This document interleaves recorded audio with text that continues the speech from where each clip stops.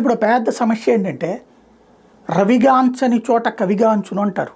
కవులు సూర్యోదయం సూర్యరశ్మి కూడా పడని ప్రాంతాల గురించి కూడా వాళ్ళ ఊహల్లో ఆలోచించి కవితలు అల్లుతారు.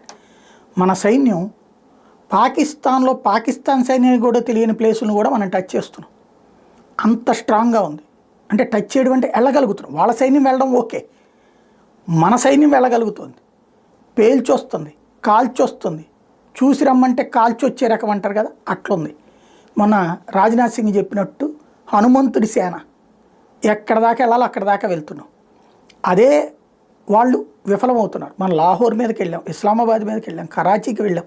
వాళ్ళ ప్రముఖమైనటువంటి ప్రదేశం ఇది సేఫ్ అనేది లేదు. దేన్నైనా కొడుతున్నాం, ఇక్కడ కూర్చుని కొడుతున్నాం. అంత బిత్తరపోతుంది. మిస్సైళ్ళు వేస్తున్నామా, డ్రోన్లు వేస్తున్నామా, ఏదేసినా వాళ్ళు సస్తున్నారు. మన దగ్గర 80% సక్సెస్ అయితే వాళ్ళు 20% ఫెయిల్ అవ్వట్లేదు. నేను అంటలేదు ఫెయిల్ అని, 20% సక్సెస్. వాళ్ళ సక్సెస్ రేట్ 20%, మన సక్సెస్ రేట్ 80%. ఒక రకంగా 10% అనాలి వాళ్ళ సక్సెస్ రేట్. ఎందుకంటే సామాన్యుల మీద ప్రాణాలు తీయగలుగుతున్నారు తప్పించి పెద్దగా నష్టలేదు. 1-2 చోట్ల సైన్యం మరణం, ఇది నిజం. మిగతాదైతే నడుస్తుంది. అయితే ఇక్కడ పాయింట్ ఏంటంటే వాట్ నెక్స్ట్.